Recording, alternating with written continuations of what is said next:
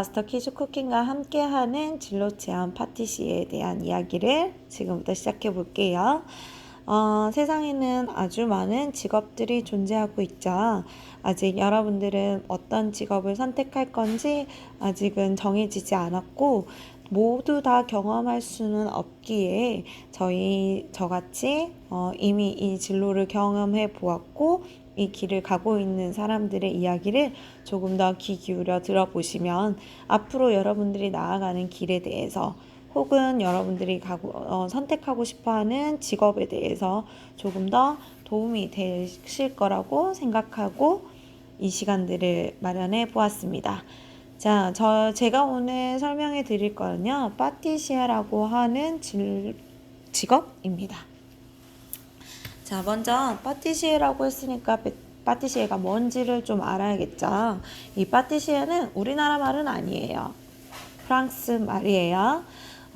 우리나라 말로 어떤 게 있을 수 있을까요? 어떤 걸로 바꿀 수 있을까요? 맞아요. 제과 제빵사라고 할 수 있어요. 예전에는 제과 제빵사라고 이렇게 한 번에 한 단어로 이야기를 했지만 요즘에는 이마저도 굉장히 분업화되어 있고 전문화되어 있어서 제과사, 제빵사 이런 식으로 좀 나누어져 있어요.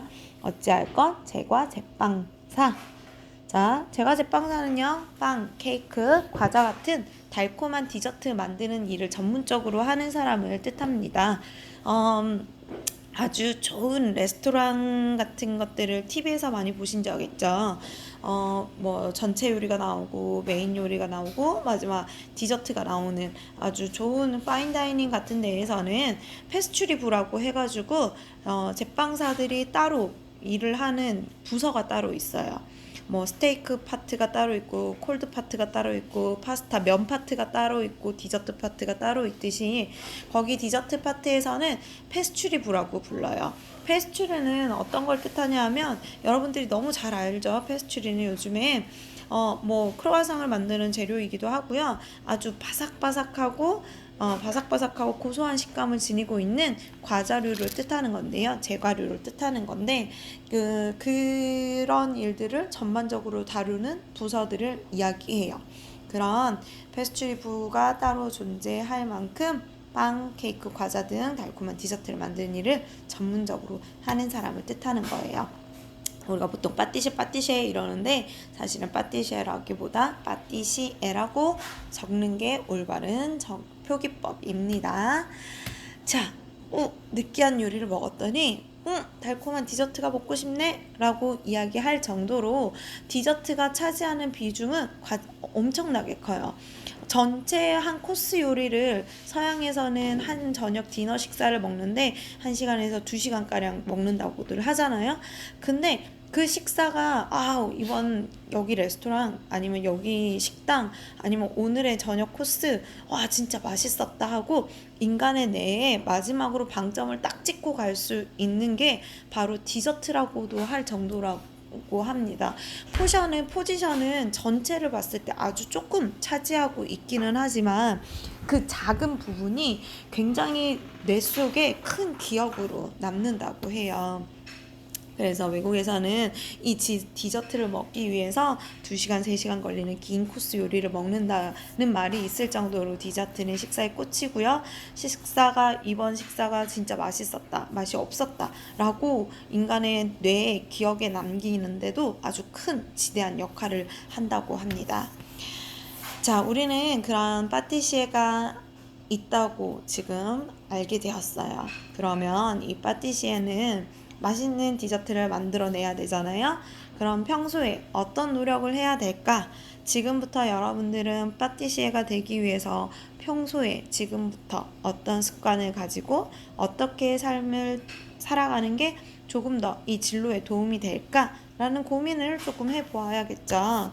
자, 맛있는 디저트를 만들기 위한 파티시의 노력은요, 예민한 미각을 유지하기 위해서 자극적인 음식은 자제하는 게 좋다고 해요. 방금 말을 했듯이 포지션은 굉장히 작아요. 음식 그 식사 전체에 있어서 디저트가 차지하는 부분은 굉장히 아주 일부분에 지나치지만 이 일부분 안에 아주 많은 음식들을 한 마디, 한 순간 안에 탁 인간의 뇌를 깨워야 될 정도로 아주 예민한 부분 맛을 유지해 주어야 하거든요. 예를 들어 여러분들이 엽기 떡볶이를 너무 좋아한다. 그래서 엽기 떡볶이를 너무 많이 자주자주 먹는다. 그러면 우리의 미각은 이미 그 엽기 떡볶이 같이 아주 자극적인 음식들이 맛있다고 기억을 하게 되는 거예요. 그러면 여러분들이 만들게 되는 크림 브릴레나 뭐 마카롱이나 이런 것들을 먹을 때 그 안에 들어간 필링, 마카롱 꼬끄 점점 달아지는 거죠. 달아야지만 그게 맛있다고 이미 내 뇌나 내 미각은 그렇게 길이 들여져 버린 거거든요.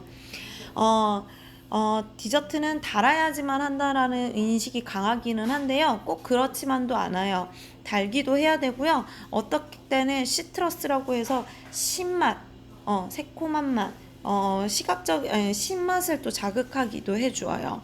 그리고 크리미한 거, 입안을 부드럽고 풍부하게 해주고 또 마지막에 큰 포만감을 느끼게 해주는 그런 작용도 해주어야 하고요. 또 아주 달콤한 부분도 자극이 들어와 줘야 돼요. 그리고 입 안에서 느껴지는 촉감 같은 것들, 우리는 식감이라고 이야기를 하죠. 그 또한 굉장히 중요합니다. 이런 모든 밸런스를 균형을 맞추기 위해서는 예민한 미각들을 유지해 주어야 해요.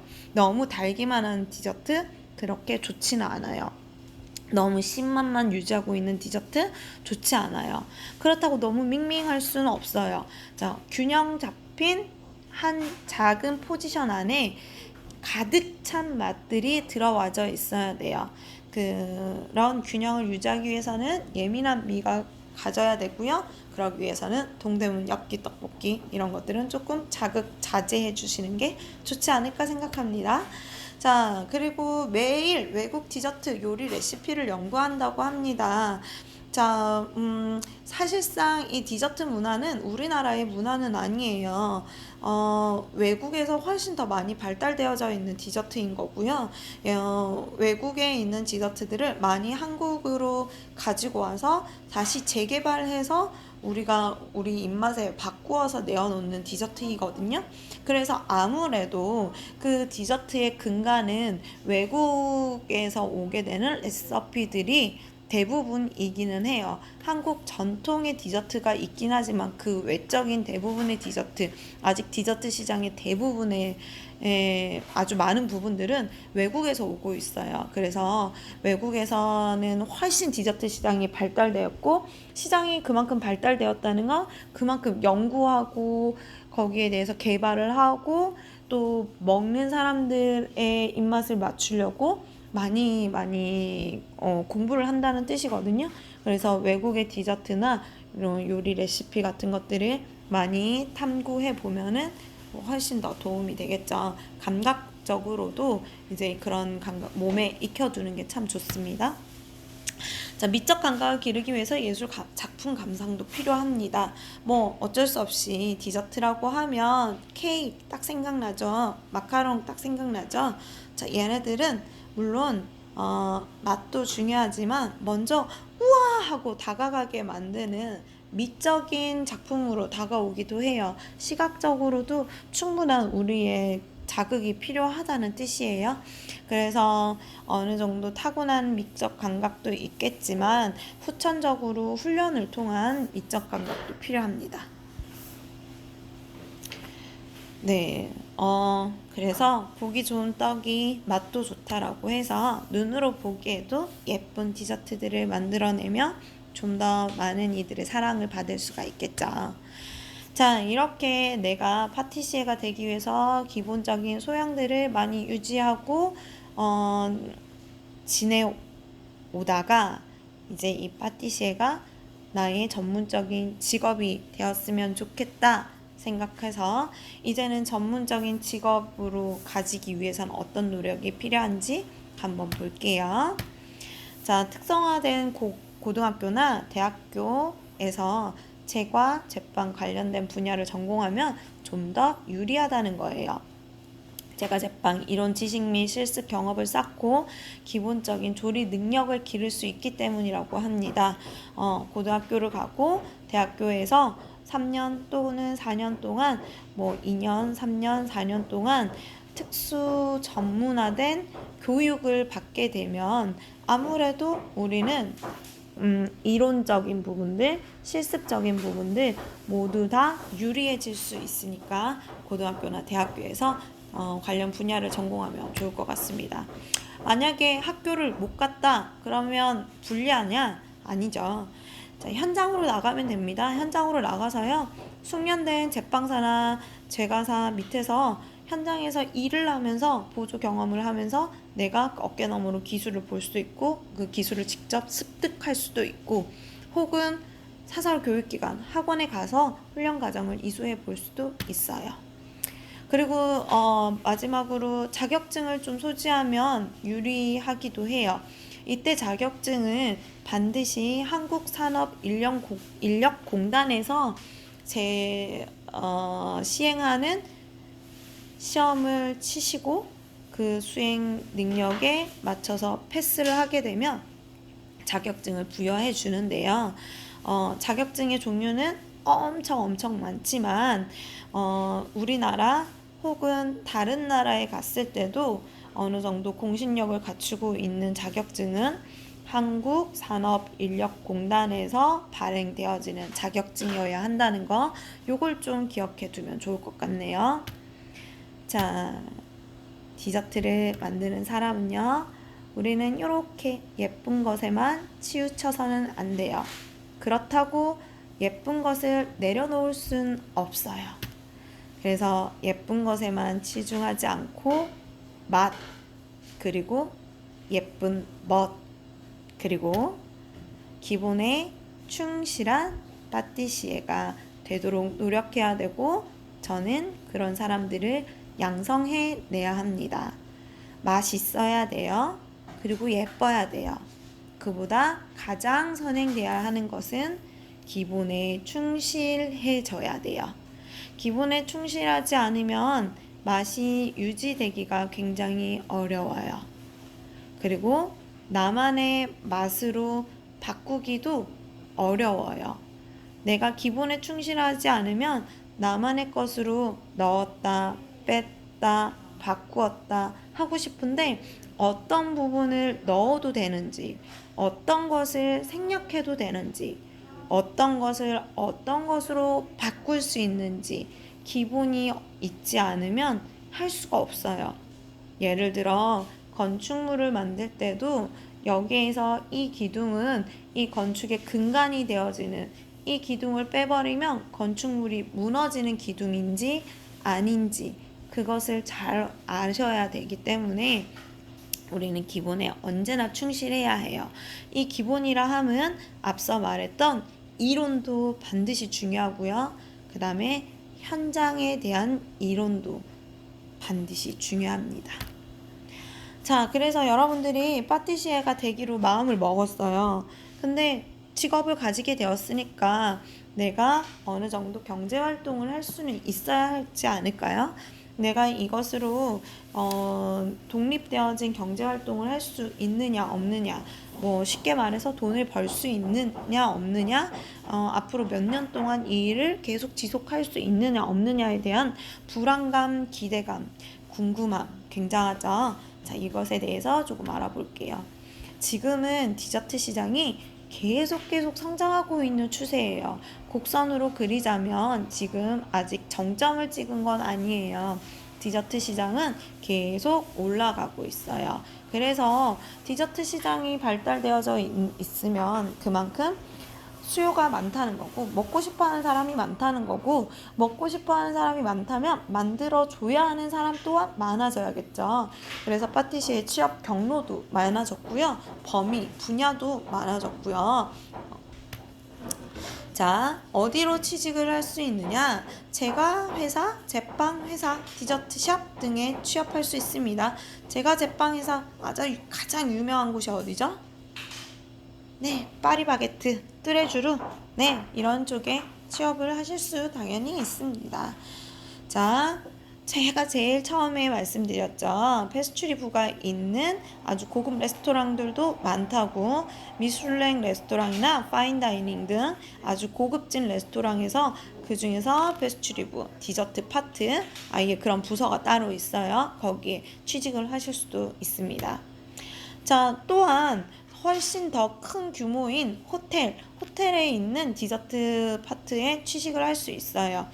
미슐랭 레스토랑, 파인다이닝 이런 레스토랑과 호텔 디저트 파트 부서가 전부 다 따로따로 있는데 여기에 간단한 차이점은 좀 아무래도 대량 생산이냐 아니냐의 정도의 차이일 거예요. 호텔 같은 데는 리셉션이나 뭐 발표회라든지 무슨 뭐 제작 발표회라든지 어떤 뭐 전체적인 워크샵이나 이런 대규모의 행사들을 많이 하는 곳이고요. 거기에서 디저트 파티를 가지게 되면 하나의 품목을 이제 대량 생산을 하게 되는 거예요. 미슐랭이나 파인다이닝은 이제 대량보다는 소량으로 만들지만 그 안에 양질의 그 디저트를 제공을 해야 한다는 특징을 가지고 있어요. 그래서 호텔은 조금 더 클래식한 쪽에 가깝다면 파인다이닝이나 미슐랭 같은 곳은 조금 더 클래식과 트렌디의 만남, 나만의 개성도 필요하고 그 레스토랑의 색깔도 보여줄 수 있어야 돼요. 그 디저트 한 품목 한 접시에다가. 자, 또 요즘에는 개인 창업 굉장히 많이 하고 있죠. 창업을 통해서 내가 매장을 운영하실 수도 있어요. 그런데 이런 개인 매장 운영은요, 이렇게 앞선 몇 가지 종류들의 현장 경험을 해보시고 마지막에 이쪽으로 오시는 것을 추천드려요.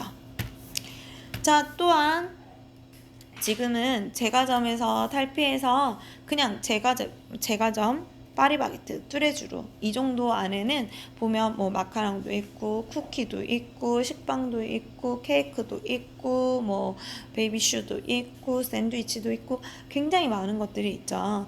그런 통합 제과점이었다면 요즘은 케이크 전문점, 초콜릿 전문점, 도넛점, 식빵 전문점, 마카롱 전문점 이런 식으로 그 뭐 크로와상 전문점 딱 전문적인 그 한 품목에 대해서 꾸준히 노력하고 연구 개발하고 있는 품목들이 늘고 있는 추세예요. 그래서 예전에는 제과제빵 모두 다를 알아야만 했다면 지금은 기본적인 소양, 기본적인 공부들을 하고 그 중에서 나의 전공을 찾아서 전문적으로 공부를 하시고 취직을 하실 수도 있게 되었다. 자, 다시 한번 말씀드리지만 반드시 기본기에 충실해야 합니다. 그래서 나만의 개인 샵을 오픈한다 하더라도 기본기에 충실하게 음식 연구를 하셔가지고요. 거기에 나만의 개성을 담은 레시피를 개발하는 게 아주 가장 중요하다고 생각합니다. 파티시에가 되려면 창의력은 필수일까요? 네. 반드시 창의력은 있어야 하세요. 세상에 그 어디에도 없는 제가 제빵 품목을 만들자는 건 아니에요. 이런 창의력은 어디에서부터 나오냐 하면 기본적인 기본기에 탄탄한 기본기에서 나온다고 할 수 있습니다. 자, 요즘에는 세상도 굉장히 빨리 변하고 있고요. 사람들의 욕구도 굉장히 빠르게 변화하고 있기 때문에 소비자 입맛과 취향에 새로운 제품을 계속 만들어내어 놓아야 합니다. 그래서 옆집 마카롱 가게와 우리 집 마카롱 가게 같이 오픈해서 같은 라인에 있어요.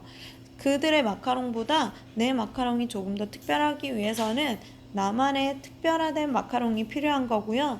그렇다고 해서 외형적으로만 특별한 마카롱이 아니라 우와 특이하다 하고 딱 먹었는데 여긴 못 오겠는데? 라는 게 아니라 입안에 잔존감이 남아가지고 미끄덩거리는 그런 느낌들이 계속 남아서 몇 개 먹었더니 느끼해서 못 먹겠다 하는 게 아니라 기본기에 충실하되 거기 안에 나만의 색깔들을 집어넣을 수 있는 창의력이 반드시 필요하다고 생각합니다.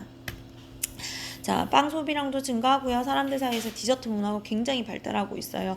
그래서 디저트 시장은 지금 포화 상태가 아니라 더욱더 성장하고 있는 추세입니다. 그래서 전문적으로 디저트를 연구하고 만드는 파티시의 수요도 점점 늘어가는 상황이고요. 파티시의 전망은 굉장히 밝다라고 생각할 수 있습니다. 자, 우리가 오늘 체험해볼 파티시의 품목 중에 하나는 과일 타르트예요. 자, 과일 타르트, 혹시 타르트 혹은 파이 들어보신 적 있으실까요? 자, 여기 과일 타르트의 샘플이 이렇게 나와 있어요. 한 입 정도 되는 아주 조그만하고 귀여운 샘플들이네요. 여기에는 한 입 정도 되는 과자 안에다가 여기 초콜릿 같은 게 들어있네요. 그리고 여기에는 라즈베리, 산딸기가 올라가 있습니다. 여기에는 과자가 있고요. 안에 아마 가나슈 정도 되는 것 같네요. 그리고 여기에는 별 모양의 크림을 얹었고요. 위에 블루베리가 올라가져 있어요. 여기에는요, 과자가 있고요. 노란색 슈크림 같은 것들이 들어있고요. 여기에는 블랙베리가 들어가 있네요. 여기에는 과자인데요. 이거는 좀 다른 과자이네요. 색깔도 다른. 네, 초코 과자이건 이 정도 되겠네요. 레드벨벳 과자이거나. 안에 크림치즈 크림이 들어가져 있고요. 위에 딸기도 들어가져 있네요. 이렇게 이 과일에 어울리는 과자, 그 과자에 어울리는 크림들, 이 모든 것에 마무리 지어지게 되는 과일들, 이 모든 것들을 누가 결정하고 누가 설계한다? 바로 파티시에가 설계한다. 자, 우리가 오늘 만들 타르트에 대해서 잠깐만 알아볼게요. 타르트는요, 파이 종류 중에 하나예요. 제가 타르트 들어본 적 있어요? 혹은 파이도 들어본 적 있어요? 라고 좀 전에 물었죠. 파이 종류 중에 하나예요. 파이는 뭐냐 하면요, 밀가루로 반죽을 만들어요. 그 위에다가 얇게 몇 장을 겹쳐서 밀대로 민 다음에 구워내요. 그러면 여러 겹의 아주 바삭바삭한 과자가 돼요. 여러분들이 많이 먹는 건 마트에서 살 수 있는 프렌치파이 정도 되겠네요. 그거 먹었을 때 엄마가 부스러기 떨어지니까 어디 받치고 먹거라, 움직이지 말고 그 자리에서 먹거나, 이런 이야기 많이 했죠. 그 얘기는 그 과자 자체가 그렇게 떨어지는 성질을 많이 갖고 있다라는 뜻이에요. 그런 파이에다가 달콤하게 찐 과일이나 혹은 그냥 그대로의 날과일을 얹어서 먹는 거라고 합니다. 과자가 있고요. 파이라는 과자가 있고요. 그 안에다가 여러 가지 필링을 넣어요. 이렇게 커스터드나 가나슈나 크림치즈나 생크림이나, 그리고 그 위에 토핑을 얹는 거예요. 타르트의 종류는 단 하나는 아니에요. 굉장히 많습니다. 알고 있는 거 뭐뭐 있을까요? 전 에그 타르트가 있을 것 같고요. 우리가 오늘 만든 과일 타르트도 있어요.